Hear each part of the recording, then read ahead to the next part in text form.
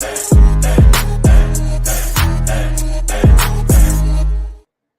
Hoops Insider, we're back with another National JUCO Team of the Week brought to you by JUCORecruiting.com. And we are going to the Division II junior college ranks to the number one team in the country. They have not lost a game. So we have their head coach, Matt Ridge, in the building. He's going to join us in the studio to tell us all about his program. Brian, thanks for having me. It's certainly a big-time honor to be recognized at this level nationally. Just thank you and Cody for picking Davidson-Davie as the National Team of the Week. We've been so blessed here for so many reasons, and this is just kind of another feather in the cap. So thank you for having me, and I appreciate you and Cody picking Davidson-Davie.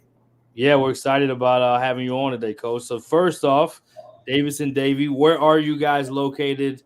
Tell us just some of the basic stuff that you would want people to know, and then we'll dive into your season.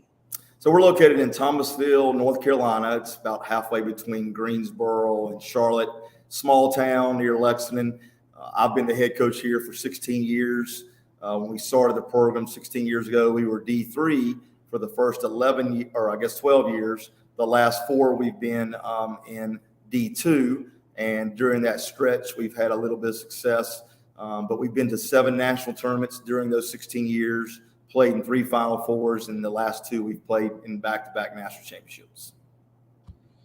Yeah, it's a beautiful thing when you can make it to that level and play at the highest level. We'll talk about this team in particular. You haven't lost a game. You've been ranked number 1 for 9 straight weeks. What makes this team good? We'll talk more about the players, but just the makeup. What do you attribute this success to? Well, Brian, last year we lost 6 of our top 7 players. So coming into the season, obviously, we were concerned about experience, especially with the guys that moved on to 4-year schools. But we did have some really good players returning that kind of worked while they waited for their opportunity, and they've taken advantage of it. But the buy-in defensively has been the key for us all year. We've won 9 really close games. So, even though we're undefeated, we realized that some of those games could have gone either way. And so we've been very blessed to find a way to win those close ones. But the guys have really bought in defensively, and it's been our cornerstone for 16 years. But especially these last 4, we've had kids that really bought in and pressuring and denying and flying around and creating some offense off their defense. So we're blessed to have kids that play hard, smart together.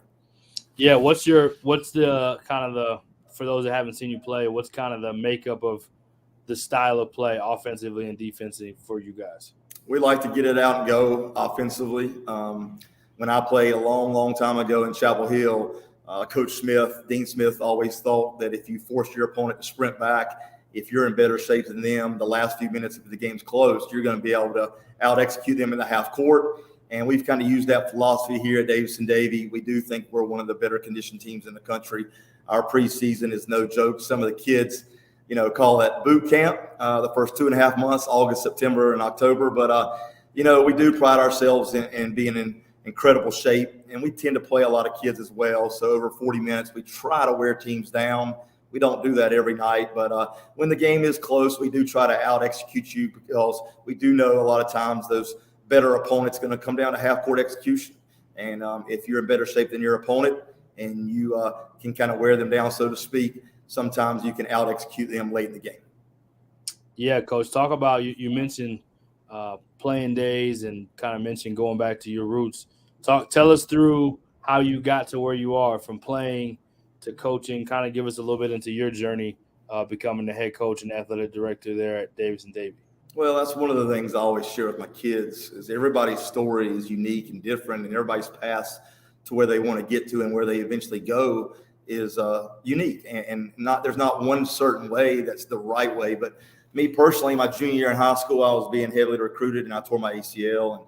And when I came back to my senior year, I played, but I wasn't as quick laterally. So fortunately, I was a decent student, and I got in Chapel Hill and walked on the JV team, played 2 years under Randy Will and Dave Hanners and Phil Ford, who to this day have really helped me in coaching. So looking back on it, my junior year in high school, when I tore my ACL and I was sitting in that hospital bed while my team was in the state playoffs, I was mad and angry at the world and God and didn't understand it. But looking back on it, it was a blessing because I would have never ended up in Chapel Hill without that adversity, and arguably went to one of the best basketball schools in the whole country, and not only learned more about the game of basketball, but developed some relationships that's helped me long-term in this wonderful field of college basketball. But, from there, I was a high school head coach for 10 years, bounced around a couple of different area high schools in this area in North Carolina. And then I got a chance to become a Division III NCAA assistant coach for 1 year. And then Davidson-Davie started athletics, actually called me and asked me to be, considered the interview for the head basketball job. I got it. I was the head basketball coach for the first 14 years. And the last 2, I've been blessed to be both the head coach and the athletic director here at Davidson-Davie. Yeah, awesome story, Coach. What excites you about this journey that you've been on? You've been there and built this program and done so many awesome things. We'll kind of go through that in just a second of some of the accomplishments. But what's excited you most before we kind of get into some of the details of just being able to build this and compete for national championships? Well, Brian, this is where I'm from. This is my hometown. This is where I grew up. And the opportunity to start something brand new 16 years ago was exciting. It was challenging, and those types of things appeal to me personally. I love a challenge. So starting this from scratch was very appealing 16 years ago. And I think probably the couple things that I'm most proud of during this 16-year stretch is the consistency in which we've not only won games, but got guys to move on to 4-year schools on full scholarships and get an education where their mom and dads don't have to pay a dime. So I've been very blessed to have a lot of successful kids buy into what we're trying to teach, but we've also had a lot of help along the way. And our community is so bought into our basketball program.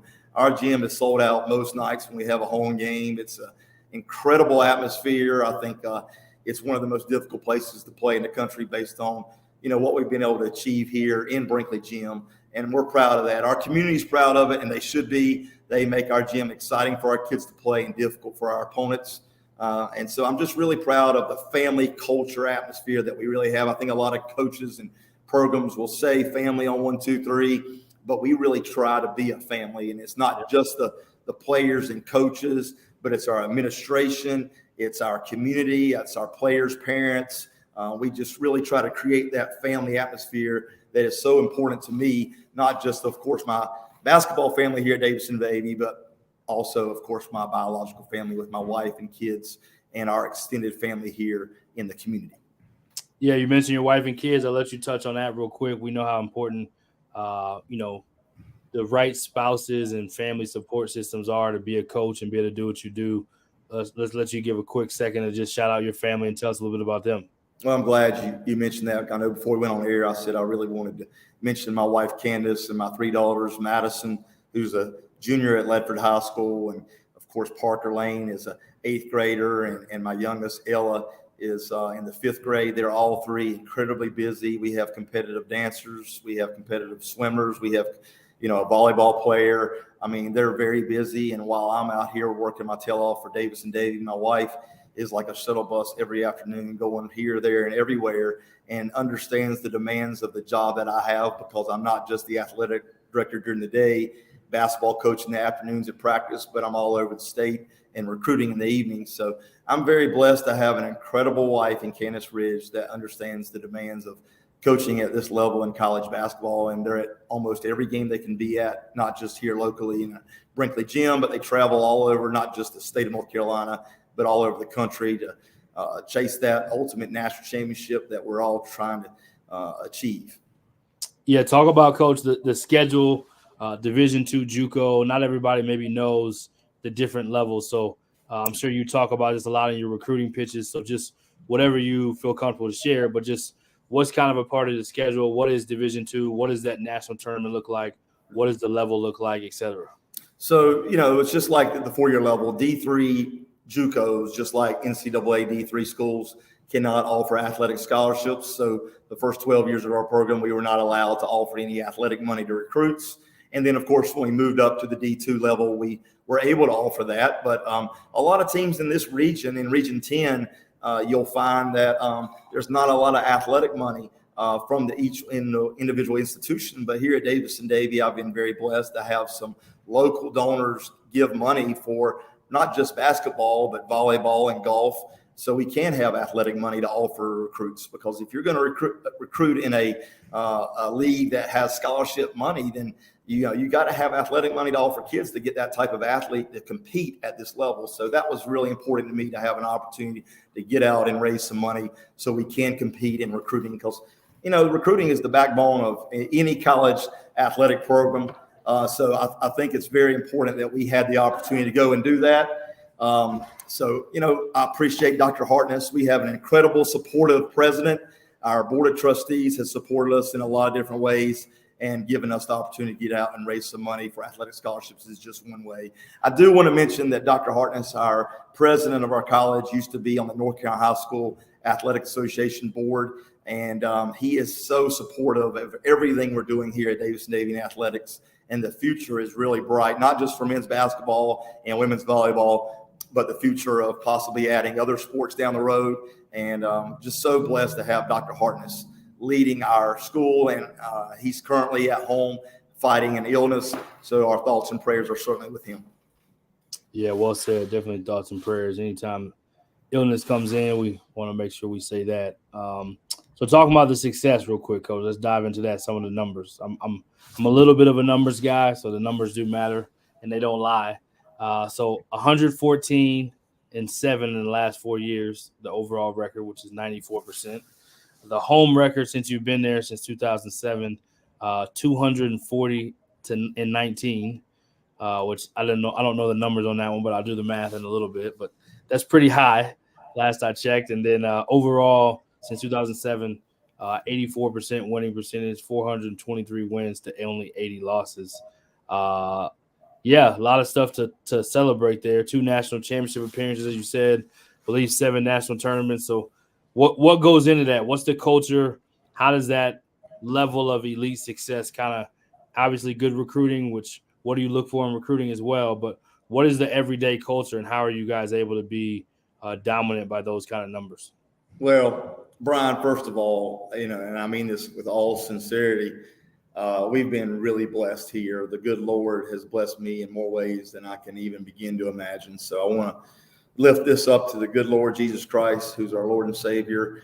At the end of the day, that is the most important thing to me. My wife and kids are certainly next. Some days I don't do as good a job as that as others, but I do try to keep things in perspective.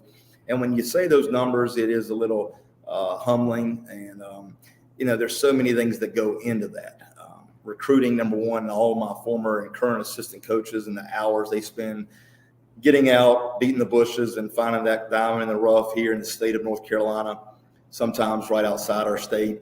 Kids in the portal will sometimes contact us, want to transfer here. But, from day one, we've had the mindset we're going to outwork every coach in the country, and we expect our players to outwork other kids.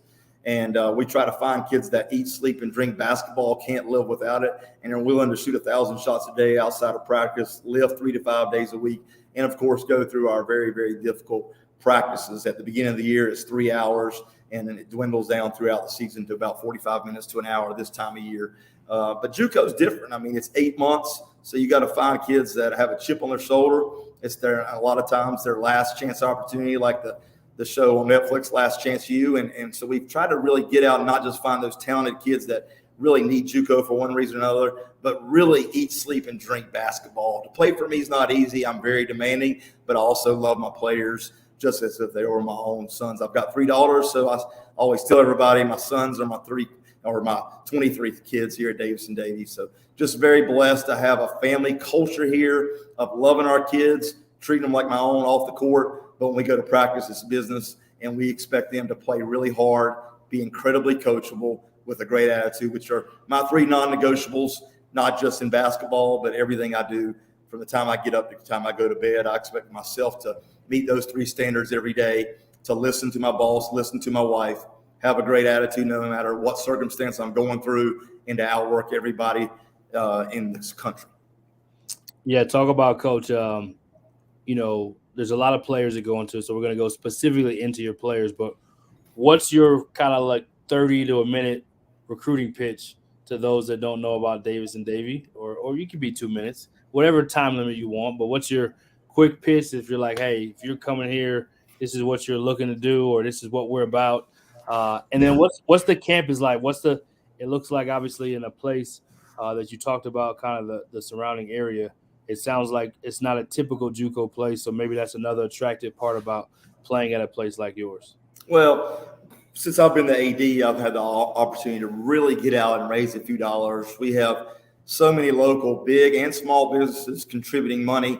We just bought a $120,000 digital scoreboard in our gym and digital scores table, which was a nice addition. We wear Jordan brand. As you can see, I'm wearing my Jordan brand shirt. So our jerseys, our kids are outfitted nicely. But the most important thing is that when we're out recruiting, we can cite all of the many Division I and Division II schools that our players have moved on to on full scholarships, because the reality is that's what kids are trying to do, use junior college as an opportunity to get recruited while they continue to get better, whether it be academically, athletically, maybe both, and get recruited to the highest level they want to play at and eventually overseas professionally. So we can cite those kids like Jamarius Harrison, who's currently starting at Division I East Tennessee State. We can cite Javion Jones, who's a two-time former American the last 2 years and led us to the national championship, current leading Catawba College NCAA Division II program right up the road in scoring, assists, steals, rebounds. I mean, we can cite Zy Dawkins, who's leading at Converse University in South Carolina, leading them in scoring, and all these many, many, many kids that have moved on and played at a very high level in the NCAA. And then we can also talk about the relationships we have overseas and our kids playing professionally, like Dion Boyce, and we had a player in the D League, Justin Glover, and all these kids that have gone and played in Europe, like Sadiq Bello, and on, because ultimately a lot of the kids we recruit, they want to play here and they want to move on to a 4-year and eventually play professionally and make some money with this great game of basketball. Yeah, well said, Coach. Let's get into some of the guys on this year's team, recruitable players that you'd like to maybe recognize. I know you have a team full of them, but I feel comfortable whatever ones you would like to acknowledge that maybe are eligible to get recruited, just so some coaches or people that listen may be able to know, the players that make up this undefeated team you have. Well, number one, we have 10 sophomores, which is the most in the history of our program. A few of those kind of just landed in our lap out of the transfer portal, but we had 6 returners, and 2 of those is Jaheim Taylor, our starting combo point guard. He's already got about 3 or 4, I think it's 4 full scholarships and a ton of other 4-year schools recruiting him. He's one of our leading scorers. Chase Mevin right now is our leading scorer. He's returning 4-5 forward. Both those kids have a lot of offers, and they're probably going to get a lot more, especially if we keep winning and make it to Danville, Illinois. And then we've got Aaron Ross, who turned down a full scholarship last year to come back from Winston-Salem State, offered him, so he's one of our starters. Jonathan Faust from right up the road here in Liberty, getting heavily recruited, a wing/forward type player. He can kind of guard multiple positions. And then we got Jalen King, who's been our leading scorer the majority of the year. He got injured about 3 or 4 weeks ago, so he's been battling that ankle injury, but he can really score it and get a lot of looks from 4-year schools. So we have 10 sophomores. They're all getting recruited at different levels, but Chase and Jaheim have the most offers as of today. But if we are able to keep defending and make enough shots to keep surviving and advancing in the postseason, once we make it to Danville, I think that'll open a lot of doors and opportunities for our kids, because out there's literally 50 to 100 college coaches sitting out there in those stands watching. Yeah, I've been one of those Division I coaches in the stands recruiting at Danville, Illinois at the D2 tournament. Talk a little bit about what that atmosphere is like for, Division I JUCO. They talk so much about Hutch, but Danville has a unique and awesome environment as well. A lot of 4-year coaches from all levels, but Division I coaches in particular come to Danville to be able to recruit at that tournament. So talk a little bit about what that environment is like and what that experience has been like for you guys. Well, the timing's pretty good because it's mid to late March, and a lot of these 4-year schools at that point, their seasons are over. So the coaches, of course, are really getting out, when their season's over and they're recruiting. And so a lot of them will fly into Indianapolis or Danville and stay the whole week. But it's an incredible week. You've got 16 teams there, arguably the best 16 teams in the country. There's a ton of games every day. They do an amazing job out there. It's a lot of work preparing for 16 teams. Each team has a host. Their hospitality room, I hear, is the best in the country. The last 2 years they haven't had it due to COVID, but I hear it's back this year. So if we're blessed enough to make it back, we're looking forward to experiencing everything they've had for many, many years up until COVID. But they do a great job. I mean, their athletic director out there, as well as their director of the tournament, they've got a lot of experience. Their entire community really comes out to the games and supports. There's all kinds of different things in the community that they give you the opportunity to do. They open up schools for you to practice in, since their gym's not available every day because there's so many games. So they've got this thing figured out there in Danville, and we're hoping to get back and make another run at this national championship. Now we know the Division I tournament has changed. They have at-large bids. How does the Division II tournament work? Is it only one bid only? You have to win your tournament? Is it only X amount of teams get to go? Talk a little bit about that, if you don't mind, Coach. That's a great question, Brian. Yeah, in D1 and D3, they have at-large berths. And next year, D2 will have 4 at-large berths for the first time in the history of Division II JUCO. But this year, there are no at-large berths. There's 16 automatic berths. Each region and district has a certain number of automatic berths. And in our region and district, we get 2 berths for a couple of different reasons. So one way you can make it out of Region 10 is to either win your regional tournament, which is next weekend for us, or the regular season winner, which is us. If we don't win our tournament, we get to play a district game with the Florida region winner. They only have 3 teams down there in Florida that are D2. So the winner of those 3 teams will play the second place team in our tournament, or the winner of our regular season, which is us, if we don't win the tournament. So if we win the tournament, it'll be the runner-up in the tournament to go to Florida. If we don't win the tournament, we get to go since we won the regular season. I never heard of that before. So is it have you won the regular season, not won the tournament, and gone the alternative way of winning that other game with Florida? The answer to that is no. We've won the regular season and tournament the last 3 years. 3 years ago, we were 31-1, won the regular season and tournament, and then COVID hit. We had already bought our plane tickets to fly to Danville, and of course, we had to cancel it when COVID hit. The last 2 years, we've won the regular season and tournament, so we've gotten that automatic berth. And it really is kind of neat because since we do get 2 berths, we have to play our regional district tournament a week earlier than most to give that team a week to prepare to go to Florida. Last year, Florida came to us. So we actually have almost 2 weeks to prep for the national tournament, which in a way is great in terms of scouting teams, etc. But in a way, it's not so great because you haven't played games. 2 weeks off with no games. So it's a blessing and a curse at the same time. But, regardless, we want to make it however possible. Obviously, the best way to make it is to win our regional tournament coming up next weekend. So you've already clinched the conference championship, so congratulations on that. Thank you. What is what's the bigger picture, what you hope for? Now you're the AD, obviously you're expanding the department there. What's the bigger picture you hope for as you continue to go forward with your career as AD and head coach? I know national championship is the ultimate prize, so I'm sure that's a part of the answer, but what's kind of the vision as you keep going forward with this program, Coach?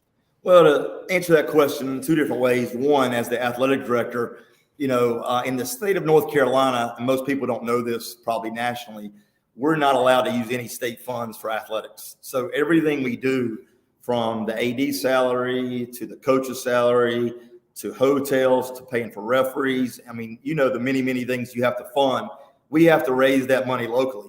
And so before we expand and start new programs, the money's got to be right here.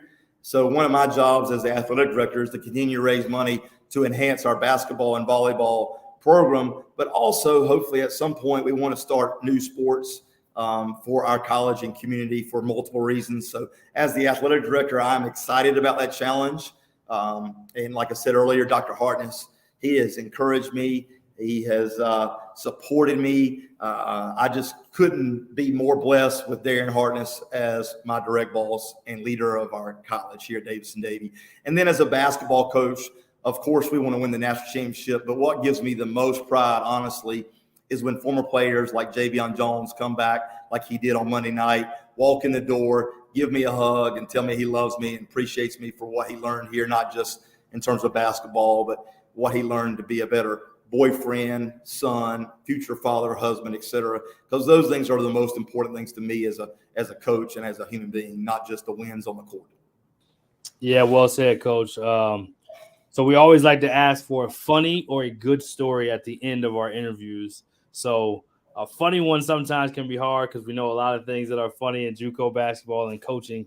They kind of go off the record, but anything that fits from fatherhood, being a girl dad, coaching, or even just some of the success stories that go beyond just basketball. Oh, wow. I could take that question in a lot of different directions, Brian. But, I'm so blessed to have Candace Ridge as my wife and supportive wife. And then my 3 kids, they all sacrificed with Daddy being gone so much. And without their support and love, I could not do what I do and be where I'm at with my career, because they do make sacrifices. And I know it's not easy on her for me to be gone as much as I am gone, but I do appreciate her. And I mean that sincerely, and my daughters.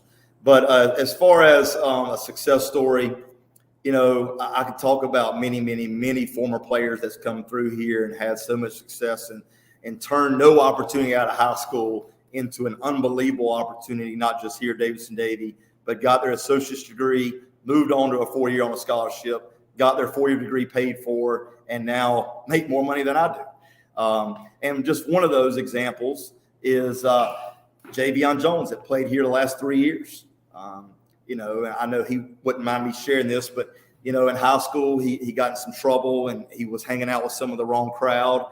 And he came here in the first month, I'm going to be honest, it was kind of rocky. We had to suspend him a few games. But after he completely bought in, he led us to 87 wins and 7 losses the last 3 years.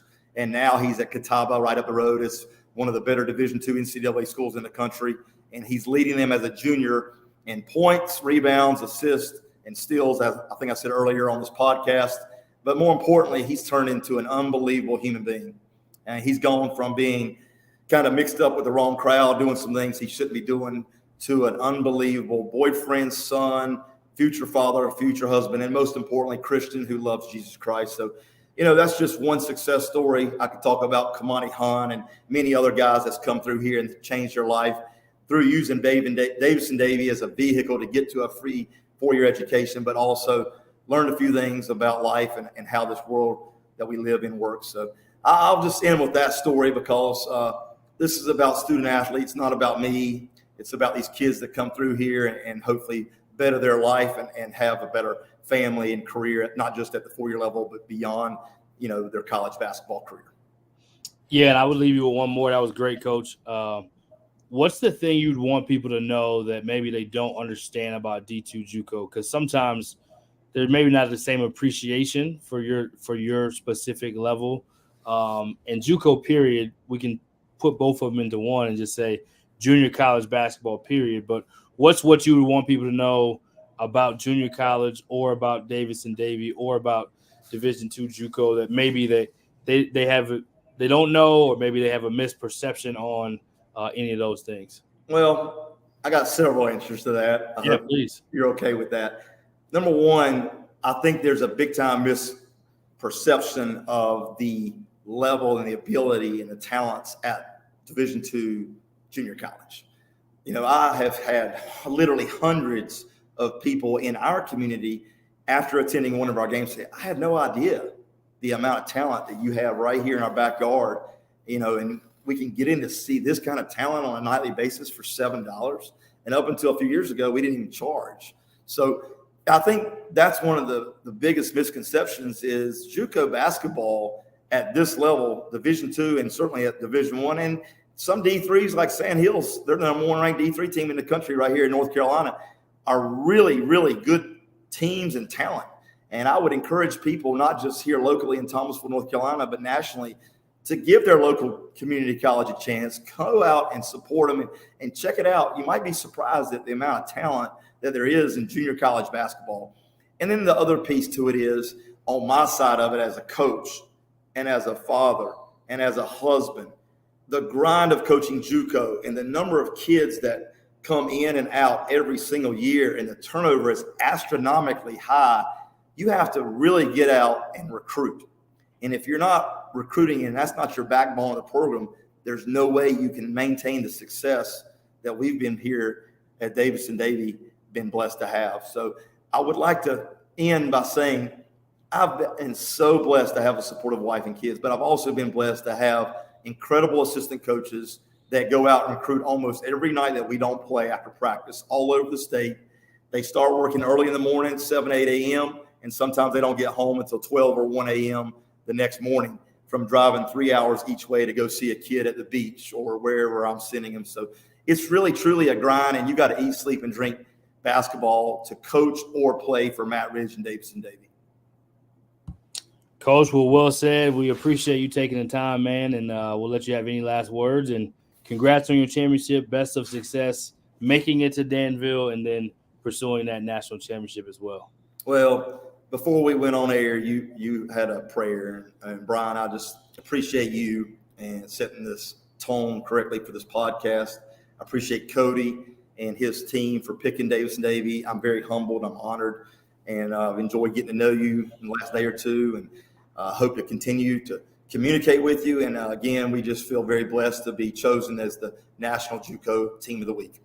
Yeah, absolutely. Congratulations, Coach, and well-deserved, well-earned, and continued success for you and your program. Thank you, Brian.